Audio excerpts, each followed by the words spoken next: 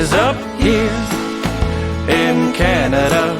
Well, hello, Canada. It's your Uncle Clark. On today's episode, we are lucky enough to have one of CMT's next women of country. Her name is Sykamore, with a K. Sykamore was born and raised up here in Canada, but has recently taken up residence in a small American town called Nashville, I think, where apparently a few music things are going on. Now, with the voice of an angel holding a bouquet of baby seals, Sykamore's star has been steadily rising with a growing fan base both up here in Canada and that other country to the south of us without the polar bears. Now, I sit down with this next woman of country music to discuss her musical journey, her ability to sell Christmas trees like few others, her favorite Starburst flavor, and why she cheers for the inferior Alberta NHL team. So, don't go anywhere. Coming up next is the 4th episode of Stay in Beauty with Uncle Clark, and I could not be more excited. Stay in Beauty with Uncle Clark and Sykamore. This episode of Staying Beauty with Uncle Clark is sponsored by the Okanagan Mixing Studio, the Okanagan Valley's preferred choice for all things audio. Whether it's an album, a commercial, or even a 7.1 surround sound film, the Okanagan Mixing Studio will help take your project from terrible to terrific with the latest and greatest gear and over 15 years of experience and expertise. To see the difference a professional mix can make on your next project, head on over to okmixingstudio.com today. And now, here's your host, Clark W. Okay, hey Sykamore, can you hear me in the headphones? Yeah. All right, wonderful. All right, well, Clark is going to be here right... Oh, hold on. Sorry, there's a call here from Clark. Yeah. Hey, Clark. Well, hey there, Jordan. It's Clark. Yeah. Suppose you know what this call means, don't you? Yeah. Yeah, I had no idea it was Father's Day today, and every year my kids like to take me down to Smitty's for some breakfast, and that's right about now, so... You good to take over? I swear I'm gonna get to interview someone someday. But, yeah, I'm sure you will. Ain't gonna happen today. Sycamore, you okay if Jordan kind of takes over his podcast? All good, Clark. Okay, all right. Well, Godspeed to you both. Can't wait to hear it. All right, see you, Clark. Go Riders. Yeah, go Riders. Okay. Happy Father's Day. All right. Well, I'm not surprised. Let's just jump into this Sycamore, shall we? Let's do it. Okay. So I know you. Yes. And you know you, but for the people who are perhaps listening who do not know you, could you explain who you are, where you're from, and what you do? Yeah, sure. So my name is Sykamore, and I am originally from Alberta, Canada, and I now live in Nashville, Tennessee, and I work as a singer-songwriter down south, and I suppose I already said it, but my stage name is Sykamore, and been trying to make it work down there. I signed a publishing deal in 2017, and that's what it enabled me to be able to go down to the States and have a work visa. And then in the back half of 2018, I got an offer for a record deal, and I signed with Music Knox Records, which is an affiliate of BMG and Broken Bow in Nashville. And in April, I actually put out my first EP with the label. It's my major label debut, my American debut, called California King. And that is preceding a full-length album that should be coming out next year. Oh, awesome. What was the response to your EP so far?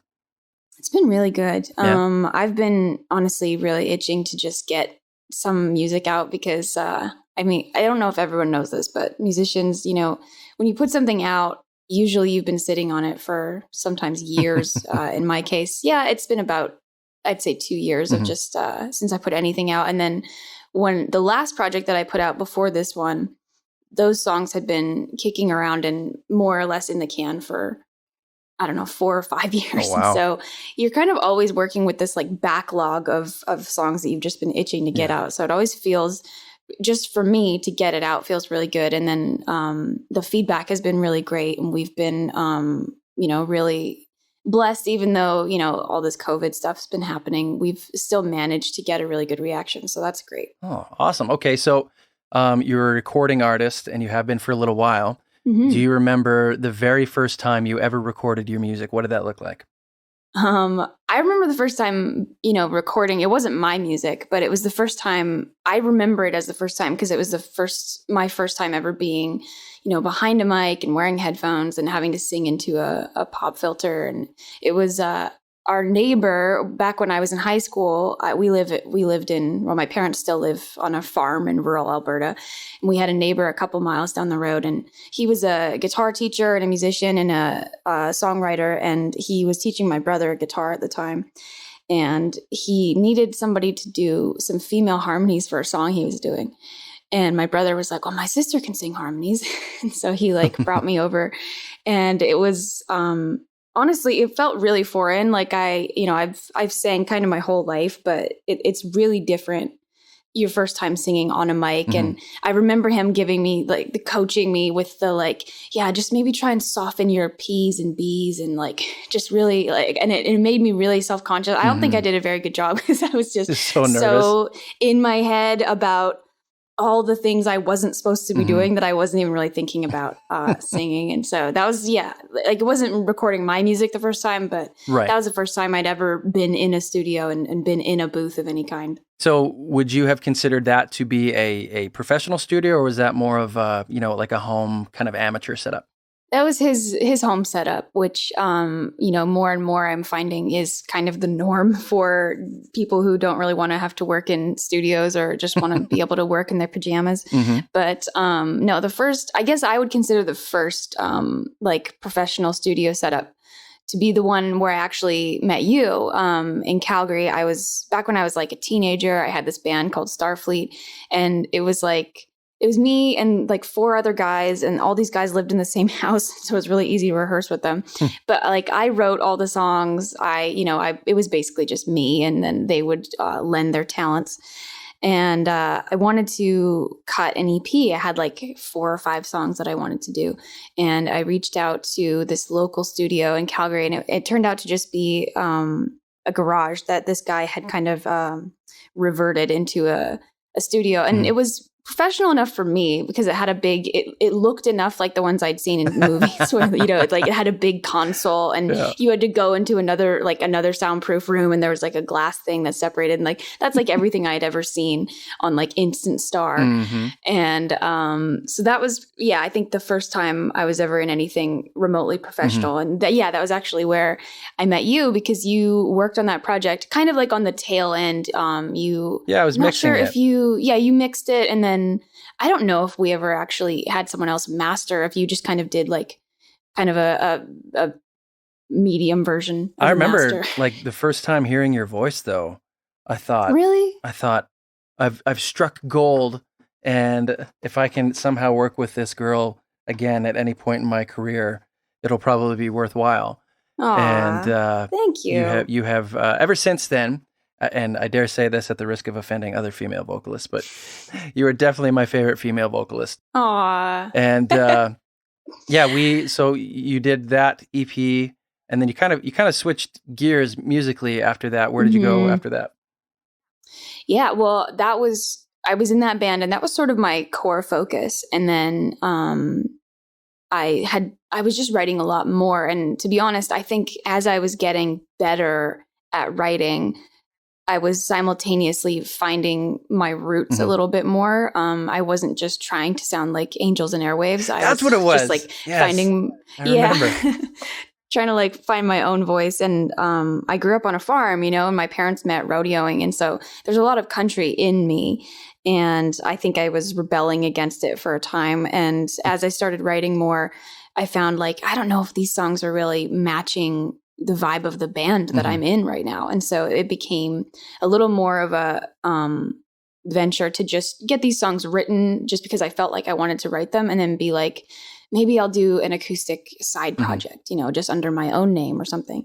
And I remember talking about it, or even putting out a Facebook status and being if I made an acoustic side project, would anybody listen to that? And I remember you messaged me right away and were please let me be part of this. Please let me help. And so I ended up choosing Sykamore as the name. And for a time it was spelt Sycamore, which is the traditional spelling. And you and I, we started messing around, and I think we did a cover album, and we did, my very first single, and it was really cool to get to work with you again in more of a direct capacity, because I really only met you kind of at the tail end of the other thing. And so, yeah, it was Yeah, kismet. and then so after we did a couple of different musical projects together, you moved to Nashville. What took you to Nashville? I mean, there isn't much music going on down there, is there? I mean, yeah, it's. I think in a couple It'll get years it'll going. really Yeah? be hitting Okay. its stride. It's like the new Seattle. It's a really random story. I was doing. I guess I should say that Sykamore became my full-time project, and I changed the spelling to SYK, and it became my central focus. And it was a country project, and so I was working. Just independently. I had some management. I had a bit of a team together. But I really wanted to go down to Nashville, and that's where I wanted to be based out of, just because I'm a songwriter, and that's, the home of the greatest songwriters ever. And I had just been introduced to a country artist named Rhett. I just heard his music on the radio, and he was just kind of coming up on the scene, and I was really impressed. And so I went and followed him on Twitter, and Twitter likes to suggest more people to follow when you do that. And somebody else they suggested was this guy named Rhett. And I vaguely remembered his name. I'm like, oh, I think he was an artist back in the 90s. And he had this one song about a truck, and I didn't know much about him. And, little did I know he's actually Rhett's father. Oh, okay. And he is a very prolific, very amazing songwriter in Nashville. And he's had I think he's had a song. Oh, I forget what the stat is, but I think it's like he's basically been in the Billboard 200 chart consecutively somewhere as a songwriter for like 7 or 8 years. Like he's always had a song charting for like 8 years, and that might be a little bit wrong, give or take. But anyway, he's doing okay. Doing all right. Yeah. And I followed him just for whatever reason. I don't really know. And a couple hours later, I had this inbox message from him. And he said, hey, I saw that you followed me. I went to your YouTube page and watched some of your videos and listened to your stuff. And I'm a fan. No and way. if you'd ever like to come to Nashville, I would love to help you somehow. And, at first I was like, this can't be real. And I sent him along to my manager at the time. And I was just sort of like, well, if he's willing to talk to my manager, maybe it's legit. And he did. And we were there probably within a month or two, sitting in his house and just talking. Like, we didn't really know exactly how he could help, but he was game to do whatever we needed. And I just kept coming back to Nashville over the course of that year, kind of shopping for a publishing deal, trying to just get my feet wet, get some contacts. And after about a year, he called and said, you don't have to keep shopping for a deal because I'm starting a publishing company and I'm going to offer you a deal. And so he started Home Team Publishing with his son, Rhett, and Rhett's manager. And I was, I think, the second person that they signed to the publisher. And so that really opened the door for me to be able to legally work in Nashville, like get my work visa and everything. As a Canadian, you have to go through all that. And so that allowed me to move to Nashville, and that's effectively how I got there. Yeah, it's a story not a lot of people get to tell. That's incredible. So I realize how weird it is. From a suggested I feel really lucky. a suggested person to follow on Twitter to a publishing and record deal in Nashville. Yeah. That's incredible. So weird. Okay, so you are full-time music now. If you're not working on your own stuff, do you write songs that potentially you pitch to other artists? Yeah. Right now I don't do a ton of that. And it's really just because of where I am in my own career. I've been in Nashville, it's crazy, almost 3 years now. And I spent the first 2 years pretty much just trying to build my next record and get my sound out. But I have a few songs that other Canadian artists have cut and that they've put out to country radio and stuff. And so I want to keep that side of things going, because I think it's fun to not always have to write for yourself and, try and get someone else's voice in your head and be like, how would they say this? And so, it's just a fun exercise. And, if you ever get bored of your own stuff, you can kind of just jump over and be like, yeah, well, I wonder what so-and-so, if they're cutting, I wonder if I could write a song for them. It always confused me that artists who wrote their own songs and made their own music would then at some point write a song that they would give to someone else. And I'm like, why not just record that yourself? But then as I've been getting into it, I've all of a sudden been hit with a song that's a great song, but it's totally not the right song for me to sing. And so then what do you do with it? So I get it. There's a very good reason to send your songs to other people. Yeah. Well, if you don't want them to just die, like you want it to have life with someone else, and you can be objective and be like, I mean, it's not believable coming from me, but it should still go into the hands of someone else. And you'd be surprised how many even pop artists will write a song and end up giving it to someone else. Like, I'm pretty sure Kesha wrote "Party in the USA" for Miley Cyrus. Oh, no way. And like there's and in Nashville especially. Ed Sheeran wrote Love Yourself for Justin Bieber. I had no idea. Yeah, I mean, I think especially if you're a songwriter first and you just like to write songs, they're not always going to be fitting to your brand. Yeah. But if you can, pass them off to somebody else and it's more suitable for them, I think it's a great alternative. Yeah. Yeah. Okay. So which jobs, you're full-time music now, which jobs did you have? What was the last job that wasn't music related before you went full-time? I think it was a seasonal job that I had selling Christmas trees. I'm pretty sure. Yeah. I remember that. I remember you doing that. I did that for in your little booth, right?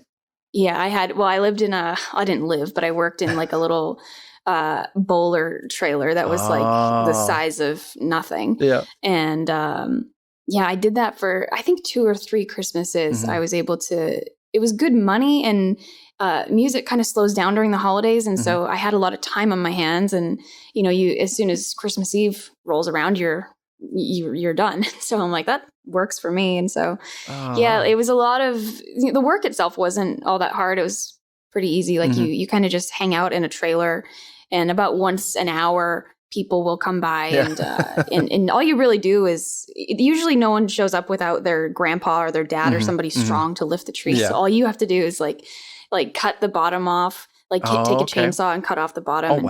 And they just carry it away. Yep. And you do the transaction. And I'm not positive, but I'm pretty sure that's the last job I had before I flew the coop and became outside a musician. Of being Santa, that's probably the most magical job one can have around Christmas. I think I'm going to try and do that. Just be the guy who sells people magical Christmas trees. It's a good gig. And I really liked the people that gave me the job. They were like friends of my family. And the only thing that kind of sucked was one year I had this relentless gang of children who would like vandalize my site when I would go home. And then I would have to come back every morning and find that they'd I had it, everything ran on on a generator or, it ran through an extension cord. And one time I showed up and they had cut the head off my extension cord. Those scoundrels. And one time they didn't cut the head off, but they took the extension cord and it was like Home Alone. They ran it all around. Like they basically made me follow to wherever the head of this extension cord was. And then they ended up jamming it in a door of some random garbage disposal building.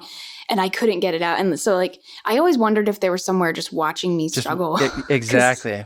Was this in a small town, or was this in Calgary? Yeah. Yeah. Okay. Well, in small towns, you got to find things to do as a teenager and a young kid sometimes. So. Especially over the holidays. I'm sure it's very boring. Yeah. Okay. Well, when was the first time you thought, I'm going to switch from selling Christmas trees to I'm good enough at this music thing to go full time and make a living? Well, I think it's a little less about knowing you're good enough and probably just more about can I financially get away with this? I think for a while, I knew that whether or not I was good enough, I knew that I really wanted to do it. And I'd like to try and get myself to a place where I could, fund just having that as my sole focus. And I think it was probably around right around my second year of college. I was in college, I was studying English Lit, and I knew that I already knew I wanted to do music. And so my parents were like, please finish school, because they didn't think it was a sure thing. But I was probably about 19 or 20 when I knew that's what I wanted to do. And then I feel like it was probably around 4 or 5 years later that I was more or less doing it full time, and, applying for grant money and trying to, win contests and, get cash however I could to just keep kind of floating my career. Yeah. And it wasn't, I don't remember there being a really specific day where it's like, oh, today's the day that I'm a full-time musician. Like, it's just something it just happens, I guess. So what is your, when you're writing a song and you're going to produce it and it's going to be on an album or an EP or a single, what's your favorite part of the entire process from start to finish? My favorite part is probably the tracking and the mixing, I think. Okay. The actual production of it. Yeah, because I listened to your podcast with John Bryant. Oh, yeah. And I remember him kind of saying the same thing, and I agreed with him that it's fun to take your songs in their most basic form and then start to kind of see them blossom and, add, I think he referred to it as adding flavor. Mm-hmm. And it's a really good way of putting it because, when you write these songs, sometimes you're just by yourself in your room and you can only imagine what they're going to sound like with production on it. And it kind of reinvigorates your faith in the song when you start to hear it come to life and you're like, oh, see, I knew it could sound like that. It kind of like affirms the vision you heard in your head. And so that, and if I want to get really specific, my favorite part of tracking is doing my own harmonies. I really geek out when I get to do that. Those are the best. And you're so good and at that. Oh, thanks. It's less pressure than doing the lead because you already have the lead down. And, obviously background vocals are a little less central. And so the combination of it being less pressure and me getting to kind of geek out and just try a whole bunch of different things is always really exciting. They're like the pixie dust of a song. They are. Like they just, as soon as you throw a harmony on top, it instantly makes the song more magical. And it's like in such a profound way.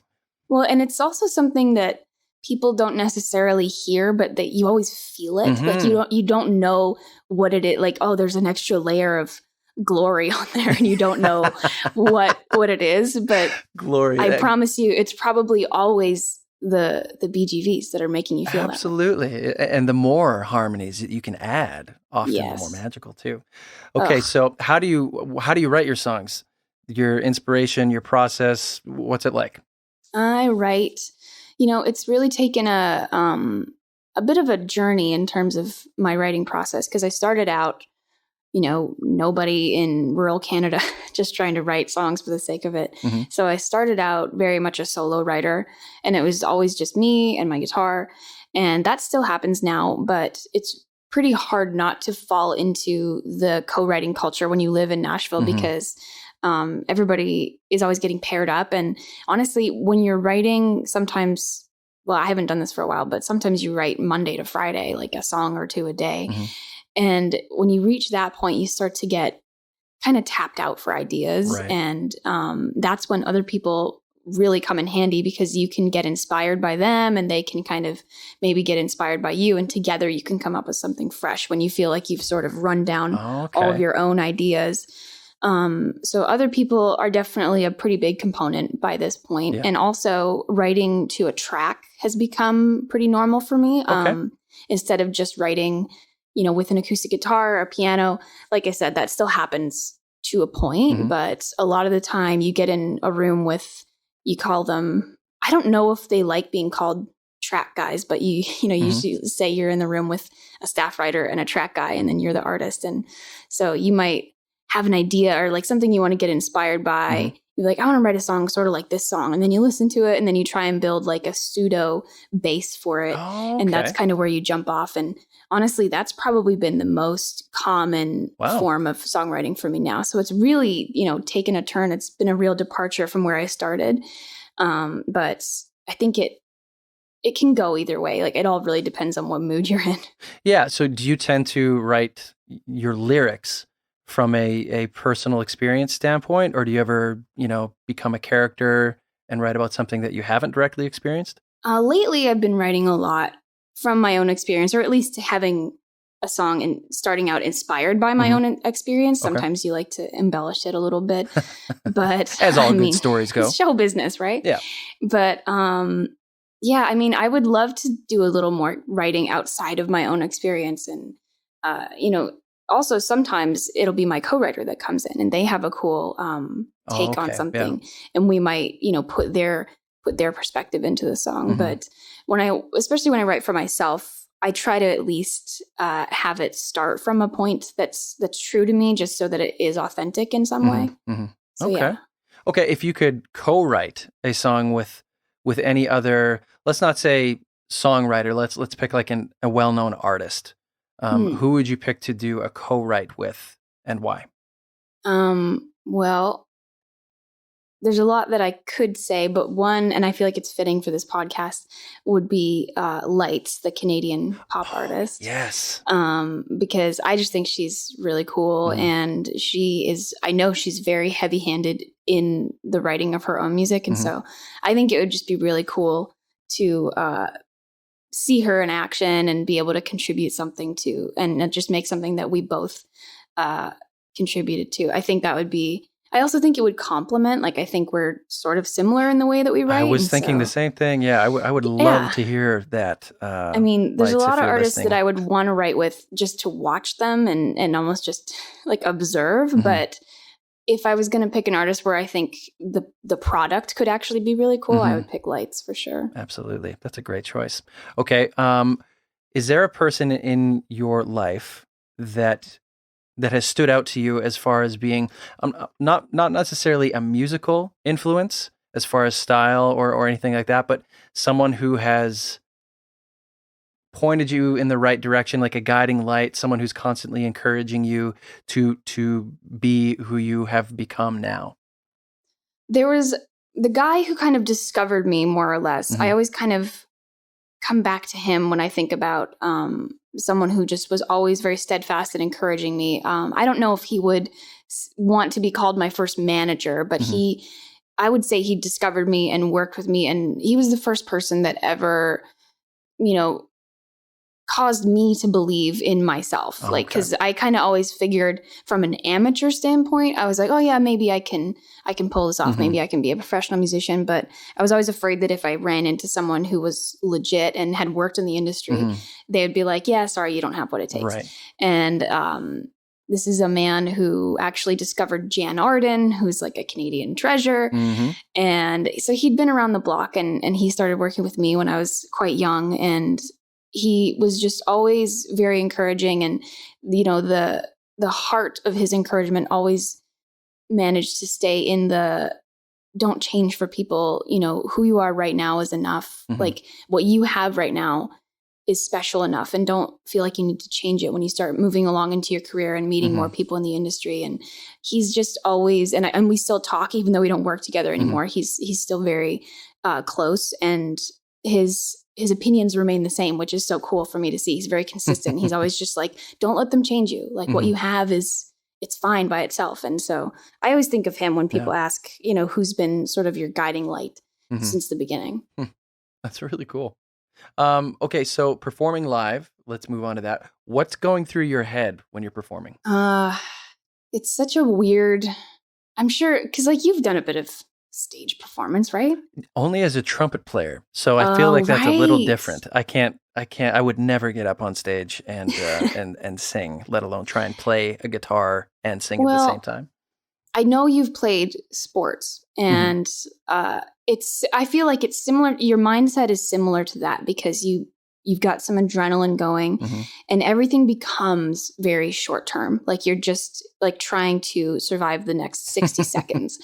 And it makes it really hard to remember afterwards. Like, you don't recall everything because you're just so reactionary to what's happening in the moment. Okay. To the point where sometimes I've been like, did I say anything during that set? Like, because I can't remember. I'm like, did I just roll through all the songs? Oh, but then if you can look back and see a video of it, you're like, oh no, I actually seem like I'm really present. But it's funny to try and recall it. You were have so this sort present in the moment that that you didn't even log it into your long-term memory. And so, I mean, I make it sound like it's a car accident or something, but it's very enjoyable. But it's definitely one of the most, I guess, just short-term adrenaline fueled things you can do. And it's very rewarding in the moment. And I mean, it always feels like it just goes so fast, and you kind of are just trying to like grab every single moment and just remind yourself to be present the whole time. Yeah. So when you're performing, what do you use as a gauge to feel like you are having a good show? I'd say, as someone who's always been kind of a singer first, I do my best to try and tell if I'm in good voice. And usually, and if you sing for long enough, you can almost feel it rather than have to hear it. If I feel warm and I don't feel constricted, it's obviously nice to be able to hear yourself, but it doesn't always happen. And I think, if I feel like I'm in good voice, that almost dictates everything else that's going to happen, because that'll make me more relaxed. It'll make me more open as a performer. It'll make me more, generous with my bandmates and with the crowd. And so I always feel like it kind of starts and ends with being in good voice. Yeah. And for those of you who have not heard a Sykamore song, her voice, like I said earlier, is one in a million. Please go look her out. So thank you. Next question, dream concert you have not been to yet? Bruno Mars. Oh, there's a good choice.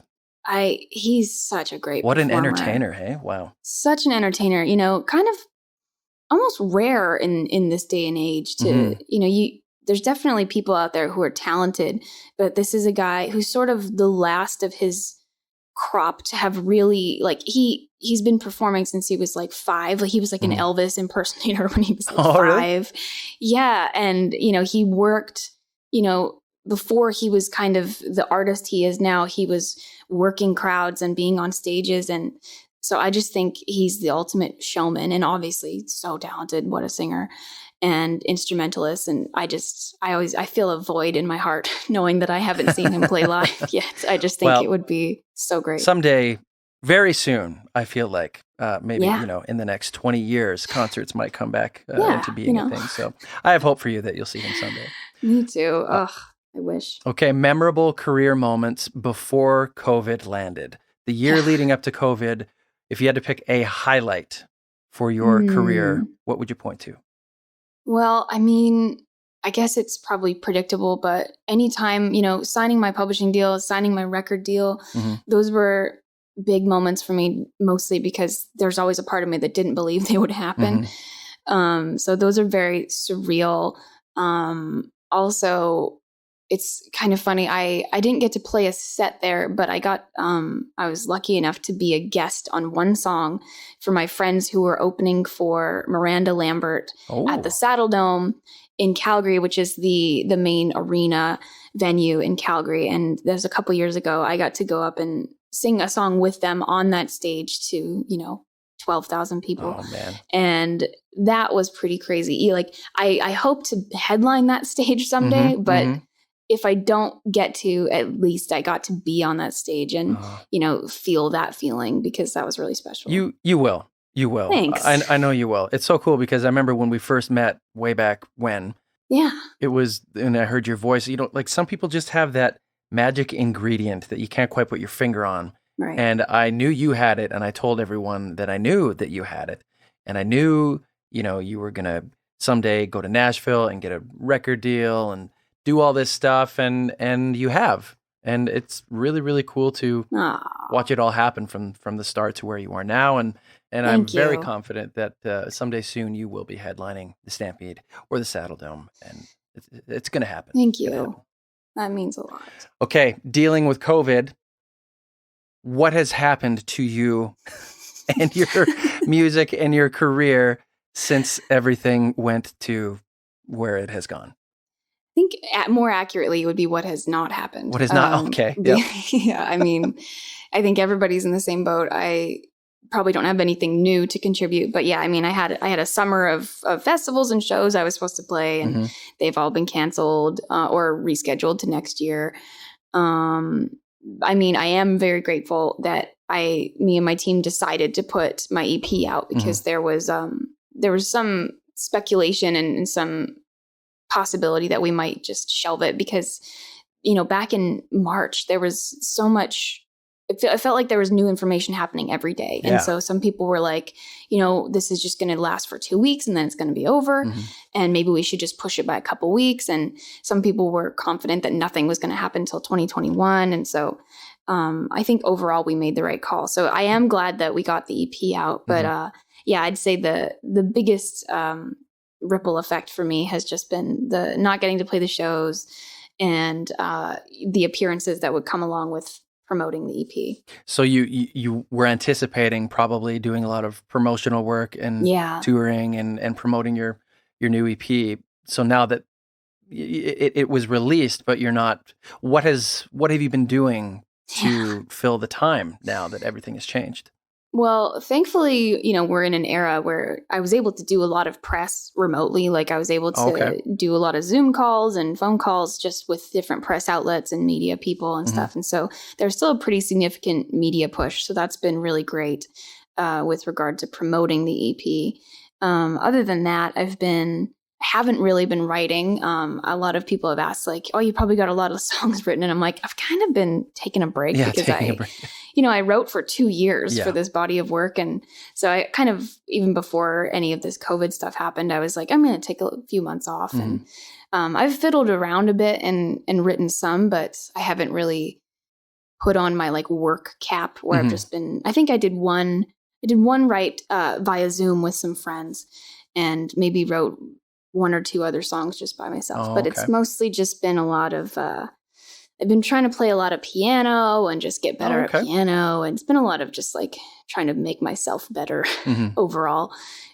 Maybe not necessarily with direct correlation to my career, but it's just been, learning to appreciate the little things. For right? Sure. Exactly. Yeah. So do you have any kind of a gauge on what your career will look like going forward over the next, year even? Right now it's hard to know. Obviously there's new info coming to light every day about what you can expect. But yeah, I mean, at this point, I think it might be a little premature to even plan anything or anticipate anything. Just because the music industry has been so specially hit by this just because of the nature of concerts and the level of interaction, the human interaction that has to happen for anything really to move forward in the music industry.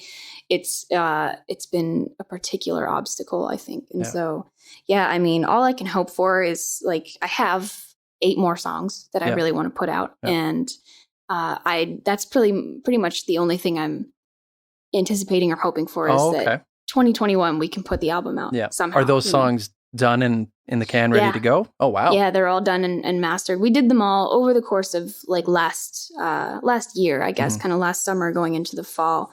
We did, I think, 3 or 4 studio sessions and we did some live off the floor. And so we just did it all in that swoop because we had the time. Yeah. So yeah, those songs are done and ready to go. It's just a matter of figuring out the best time. And what is your EP called again that you just released? It's called California King. California King. Okay, by Sykamore, and it's on like every single streaming platform. Yeah, wherever you can stream music. And what's your YouTube channel called? It's just Sykamore. I think Sykamore Music might be the official name. Okay. Or I think maybe it's just Sykamore. Okay. So if you want to listen to her music or check out her videos, that's where you go. Do you have a song that you can point to as your favorite song that you've ever written, produced, recorded? I mean, I have a song that's not out yet, but I've played it in my live show a lot. It's called He's Mine. Oh, yes. And it's been around for a couple years and it's been special enough to me that I've kind of held it back because I really wanted to release it when I was signed to a label to really give it the legs and the elevation that it needs. So the song is about a mother giving her son away at the altar. And I'd thought about it a lot when I was writing because I knew there was a lot of, father-daughter dynamic songs and giving away the bride. And I hadn't really ever encountered a song that talks about the struggle that a mom might feel giving away her little boy. And so I've obviously never experienced that, but I was able to tap into, other women who have. I mean, when my sister got married, the song was kind of inspired by my sister's wedding and watching my brother-in-law interact with his mom because he's her only son. And it was that's sort of where I got the idea. I was like, man, like, I don't even know what song they're going to dance to, like for the mother-son dance. And so is that one recorded and ready to go or? It is. Oh man, I can't wait. Yeah. I can't wait to hear that one. Me neither. I heard that in its early stages, I think. I think it's been around now for, I don't know, probably 6 years. Yeah, it's incredible. And it's a fun one to play. No, it's not fun because it's a ballad, but it's like it's a powerful one to play in the live show. So powerful. You need to bring a box of Kleenex anytime you listen to it. It's just a tearjerker. Yeah. Okay. What about a favorite lyric that you've written? A specific line in one of your songs? Oh boy, I don't know. I mean, I feel like you're not an artist if you don't have some level of like everything is garbage. Like, I mean, shoot.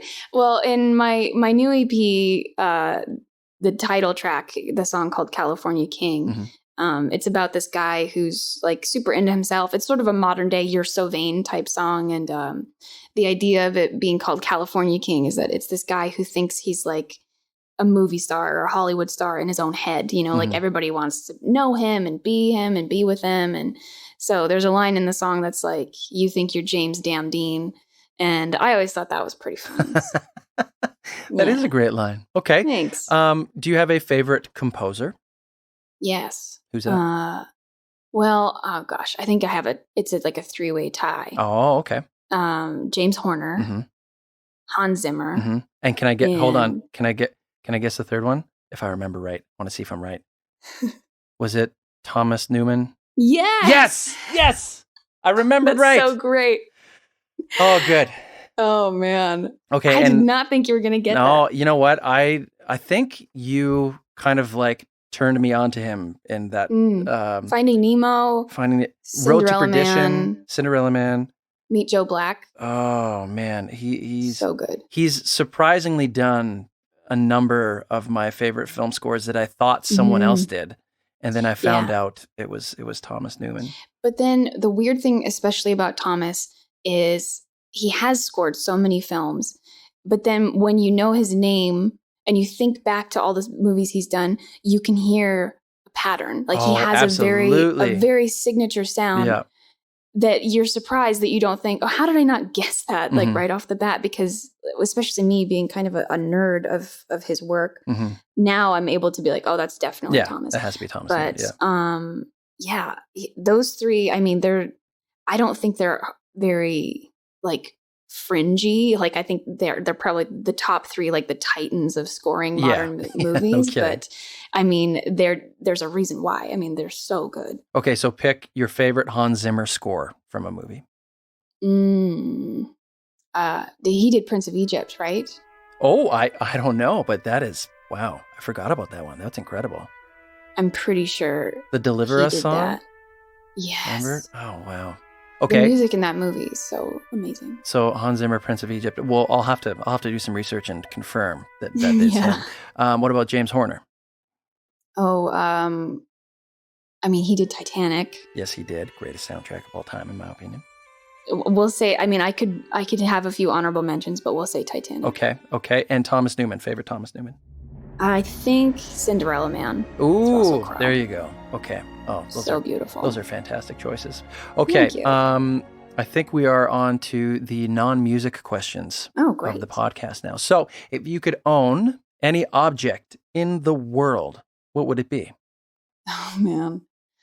I mean, does it have to be real or can it be something I wish I had that doesn't exist? But I'm very interested to hear what that might mean.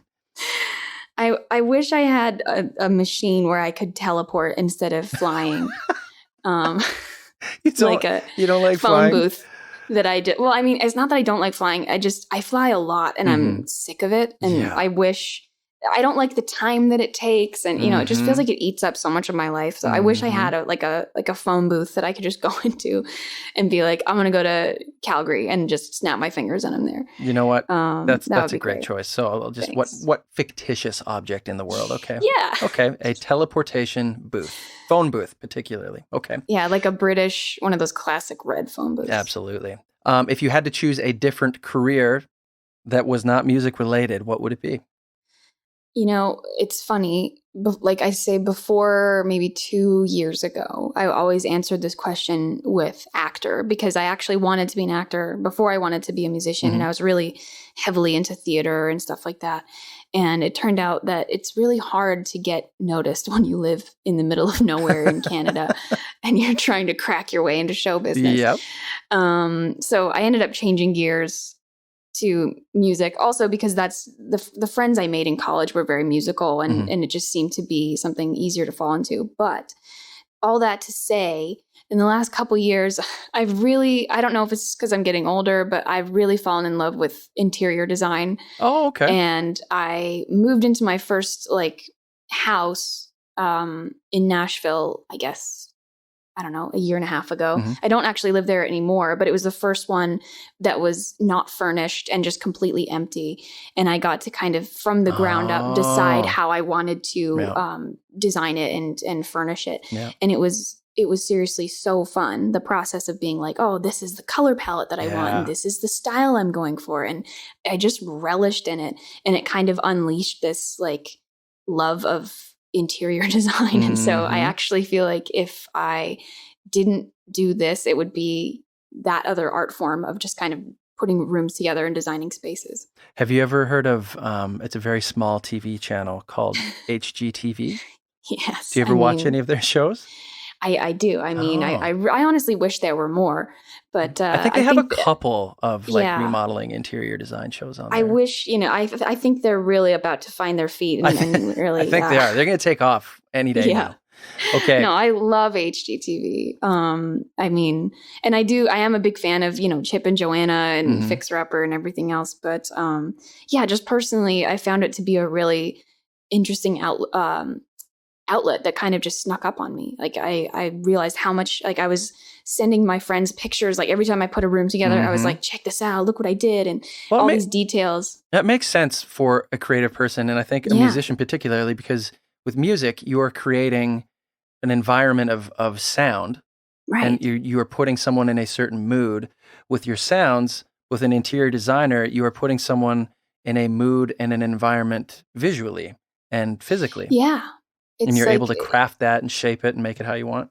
Well, yeah, it feels like there's no limits in that. I mean, I guess there's physical limits, but I mean, and money.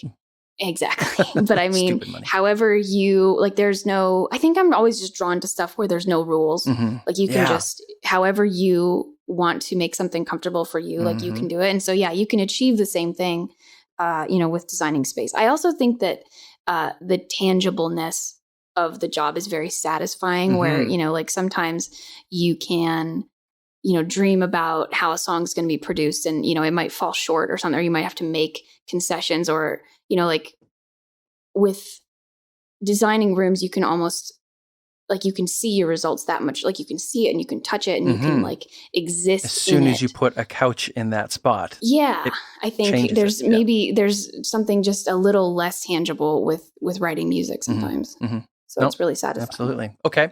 This is a slightly music-related question. Actually, it's a completely music-related question. It should have been earlier in the podcast. If you could do a duet, not a co-write, but a duet with any musician, living or dead, who would it be?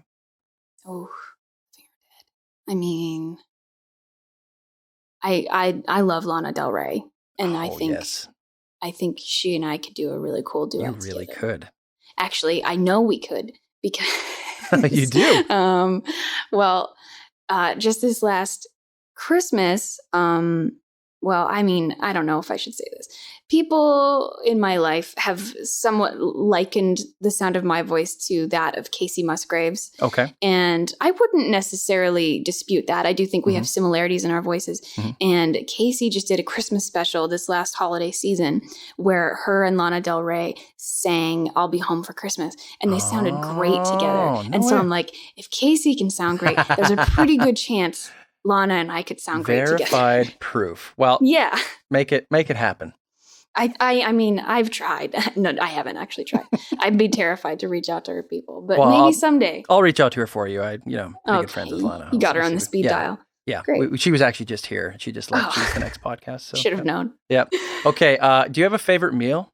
I have a favorite food, a specific food that can be incorporated into any style, and I will eat it. What's that? And that is buffalo chicken. Buffalo chicken. That's very specific. Fried chicken in buffalo sauce. I will eat it in a wrap, on a burger, in a salad. Really, just any kind of hot chicken on its own. I will devour it. Wow. And it's so great because now, probably in the last 5-10 years, there's been a real demand for it. So Mhm. pretty much it's almost a menu staple at this point. So if I like go to any pub, I don't have to think about what I'm going to eat because I'm like, oh, Right. they probably have some kind of buffalo chicken, whatever on the menu. And it's always like an Old Faithful. Wow. Okay. Yeah. So I've never had buffalo chicken. Is it spicy? Yeah, very Oh, spicy. okay. I mean, I guess you can, it depends on the degree of the sauce, but Okay. I mean, I like it pretty hot. Okay. Buffalo chicken. All right. Mhm. Do you have a favorite sports team? Yes. Okay. I mean, Calgary Flames. Calgary Flames. So All day. not the better Edmonton Oilers. You've Oh, chosen jeez. the Flames. Is that, because you feel like you need to balance the scales because so many people know Edmonton's better, or why? I mean, you're hosting this podcast, so I'm just going to let it slide. Just let it slide? But, yeah. The Battle of Alberta between me Seriously. and you. I mean, I am thankful for the Oilers because it always makes for such a great game when we play really the Oilers. does. Like, it's just, the emotions are so high and there's so many fights. Like, it's great entertainment value. So I will say I'm thankful for the Oilers for that reason. What do you have a favorite Flames player of all time? Well, I mean, Iginla is like everybody's all-time favorite player. I think currently I'm a big fan of Gaudreau. Oh, okay. He's very fancy and quick. And so I'd say, yeah, he's my current favorite. But Iginla's sort of like the all-time. Yeah. Or maybe Lanny McDonald's the all-time. Oh, but, Lanny. I mean, what a legend. That could just be his mustache. I don't know. Yeah, no kidding. He could do anything that he wanted to, and it's fine because he has that mustache, and everyone would forgive him. My friend made me a shirt with the picture of him holding the cup, like on the day in '89 when the Flames won the cup, and he's like dripping in sweat, and he's like holding it. You can tell he's just like roaring with triumph. Man. And I had seen that image, over the years. And I jokingly put it on Instagram and was like, I need someone to make me a shirt with this on it. And my friend who works for the merch company that we have in Nashville, he was like, well, what size shirt do you want? I'll make it. And he silk screened it for me and gave it to me. Awesome. It blew my mind. Greatest shirt of all time. Iginla actually lives just down the road from me. And, no way. Well, he did. I don't know if he still does, but this was 4 years ago? And the contractor of our house just about ran over him on his way to building our house one morning because Iginla was out for a jog on the side of one of the orchard roads or something that my contractor was. So we just, my house being built almost ended Jerome Iginla's life. Wow. So I'm glad that did not happen. Okay, Crazy. Well, next question is a food-related one again. Okay. Do you have a favorite Starburst color / flavor? I mean, the pink ones, I think, right? Which pink ones? The light or the dark? I think the light. The light. Okay. I like the light one. Really, anything but yellow. Anything but yellow. Why do they put yellow in there? I remember going to a Rite last year at some place in Nashville, and there was a front foyer. And usually they have snacks and things for you, like in the foyer. And there was a bowl that you could tell it used to be full of Starburst. And then the only thing left at the bottom of the bowl was just all the yellow Just the yellow ones. And I'm like, just throw these out. Exactly. Like, what are they still doing here? No one's going to, even if people are starving, they're not going to eat those.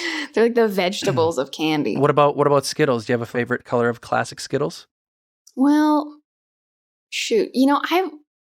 Conversely, I do like the yellow Skittles. Oh, really? They're lemony, right? Yeah, and I don't think the Starburst yellows are lemony. No, they're not lemony. But I like the orange and the yellow Skittles. Yeah, orange and yellow. Okay, Yeah. Good. Well, we could split a pack of Skittles quite happily. Then I like red and green. Oh yeah, but the green changed, did it not? Did it? What? I think green used to be like lime. And is it now? I thought it changed to green apple. Oh, I hope not. I don't know. Okay, I'm going to have to look into that. It could also be because I live in America and maybe it's different. Oh, yeah. Well, that could be. I don't know. You guys still don't have ketchup chips down there, right? No. That's so sad. I didn't know. Do you have all dressed chips down there, though? I've never seen them. I don't think those are a thing either. I thought it was just ketchup chips, but then I read something that maybe all dressed chips aren't down there either. No, because I don't think that we have them here because I saw somebody like raving about them on Instagram. And they were like, why don't we have these in America? It was like an American who'd just been introduced to them by a Canadian friend. And he was like, all dressed chips are the best. Yeah, they are. And so, yeah, I don't know what America's doing. Okay. Jeez. Okay. Do you have a favorite movie? I feel like just with anything, I have like my top favorites, but I could never pick like my favorite. Okay, what are a couple of your favorites? Seabiscuit is one of my favorites. I've never watched that. I want to watch it. That's with Tobey Maguire, right? Tobey Maguire, Jeff Bridges. Yeah, Jeff Bridges Tom plays Hooper, the horse. He plays Elizabeth Banks. Yeah. The horse that drinks White Russians. Yeah. It's great. And it's like being somebody who grew up around horses, I don't have a ton of patience for really cheesy movies about horses because I feel like it's always the same story. And Seabiscuit is sort of that story, but I like it because it's true. And they also tell the story sort of through the lens of the Great Depression because it all happens in the 30s. And the gaze that they use to look at Seabiscuit is sort of giving America hope again after having been through so much, the Depression, and it's also during Prohibition. And there's not a lot to feel good about in America at that time. And so it's just not, I feel like so often you run into horse movies where it's like, oh, it's this horse that no one understands. And then it's a rider that no one understands. And then they come together and it's magical. And there's definitely elements of that. In the movie, but it's because it's a greater scale. And they also they don't treat the horse like it's a dog, which they do in a lot of movies where it's like they don't, I'm trying to tread lightly when I talk about this, but it's just, they take the horse seriously the whole movie and they treat him like he's a horse and they respect him in that way. And so I think that's definitely one of my favorites. Okay, I'm going to watch that next. That's going to be my next movie. It's great. And it's also, like, I also feel like it's just very true. Like, they did their research about, what horse racing is actually like. And, it's just not, it's not through a cheesy, lazy filter. Like, they've really done their research about what it's supposed to look like. Man. Well, you're really selling it well to me. I'm more excited to watch it now.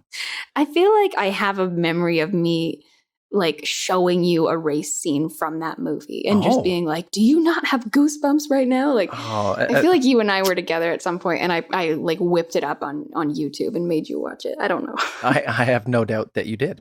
Okay. If you had to be stuck in a previous decade for the rest of eternity, which one would it be? I mean, oh gosh. Like, I want to say the 70s. I know the 70s were really, in their own right, quite a problematic time in society. I mean, but if I were looking at it from a like Woodstock point of view, favorite music point of view, I might say the 70s. Okay. I don't want to go too far back because I still want to have basic technology. But yeah, I mean, the 70s saw so many iconic musicians and cultural shifts and stuff like that. Okay. I think it would be a really interesting time to be alive. Okay. Well, that's a solid choice. 70s. I mean, you're wrong. I mean, the 80s is where you really want to land. The 80s was my runner-up. 70s. That's fine. Yeah, the 80s were my runner-up. Yeah. Okay. The last piece of art that left an impression on you.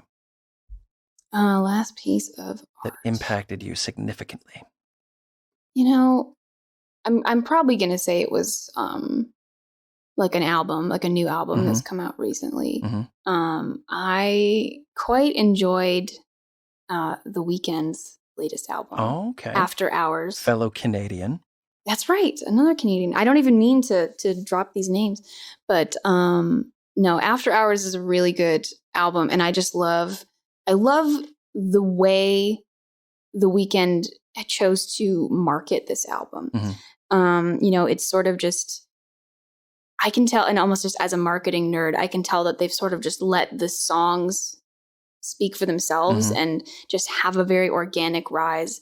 And eventually, they did Blinding Lights, the lead single, hit the top of the Billboard chart and was there for, a number of weeks. And they didn't worry about falsely inflating the numbers or anything like that. Yeah. They kind of they were like, this is a really good album and it's just going to do what it does. And like, I just felt very organic. So I'm a big fan of the process, but I'm also a really big fan of the way The Weeknd's artistry is just subtly evolving with every album. You can still tell that it's him. There's so much common thread in there, but it's also like, this is a departure. He's trying a few new things. And so it definitely left an impression on me. Okay. And what's that album called? After Hours. After Hours. Fellow Canadian, The Weeknd, After Hours. Yes. Okay. Shout out. What do you love the most about Nashville? One thing only. I feel like the thing that immediately pops in my head is the hot chicken. Like really the food. The food in Nashville is so good. It's just barbecue and hot chicken for days. And you've been down here, right? I do love their hot chicken. Did you know that I did the voiceover for when Kentucky Fried Chicken brought back Nashville hot chicken to Nashville? No, I was the guy who let all of Nashville know.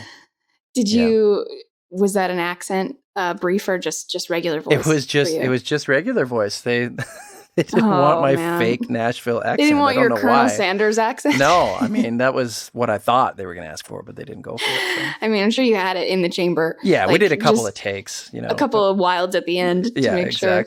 Exactly. That's so cool. So the chicken. Okay. All right. Has anyone ever told you, because I know you have a ton of voiceover clients in America, like has anyone ever been like, can you turn down your Canadian accent a little bit? Absolutely. Oh, they have. Absolutely. That's so interesting. Yeah. And on words that I never really thought they'd pick up on, like, it's not, well, actually it depends on where you are in the States.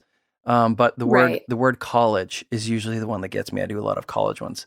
And how do they want you to say it? College, yeah. not college or college, like us Canadians say college.